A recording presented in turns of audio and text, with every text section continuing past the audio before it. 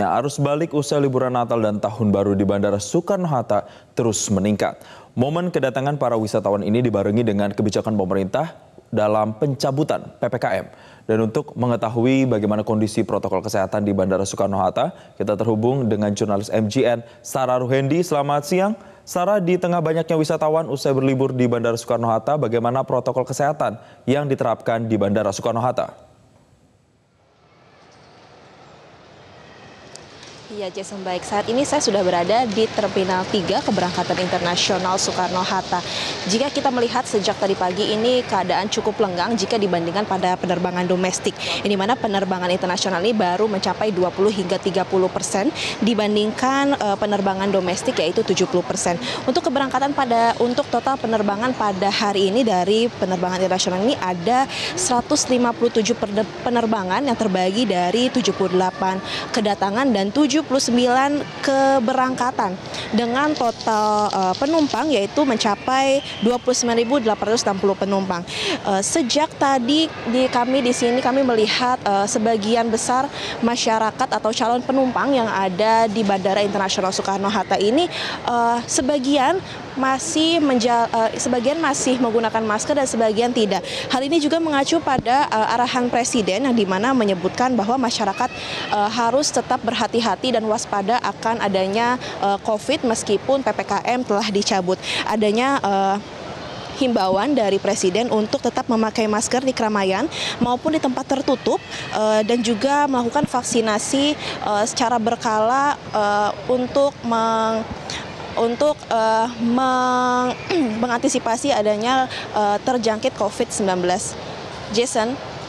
Ya, Sarah, lalu apa kebijakan pihak bandara bersamaan dengan PPKM yang sudah dicabut? Ya, sampai saat ini Jason, pasca dicabutnya PPKM di Indonesia, pihak bandara sendiri masih memperketat protokol kesehatan, di mana di Bandara Internasional Soekarno-Hatta ini para petugas masih mengecek Peduli Lindungi dan juga masih memeriksa sertifikat vaksin bagi para wisatawan asing yang datang ke Indonesia maupun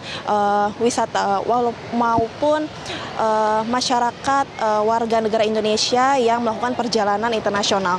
Dan dari Kepala Kantor Kesehatan Pelabuhan atau KKP ini mengungkapkan pihaknya masih memperketat protokol kesehatan dan melihat antisipasi dari adanya peningkatan kasus terbaru dari COVID-19 yaitu adanya varian COVID terbaru yakni BF7 yang dimana BF7 ini ada di beberapa negara yaitu Cina, Belgia, Amerika dan juga Jepang.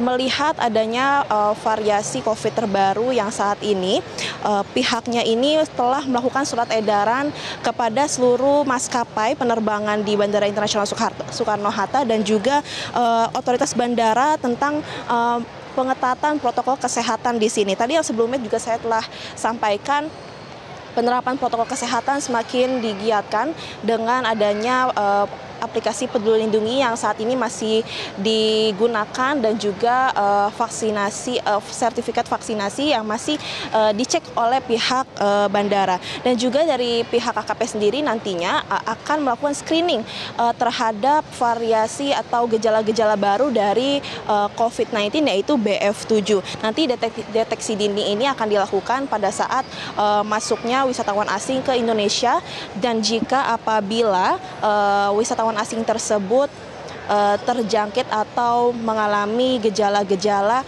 COVID-19 BF7 terbaru maka akan segera dibawa ke pusat kesehatan terdekat dari bandara.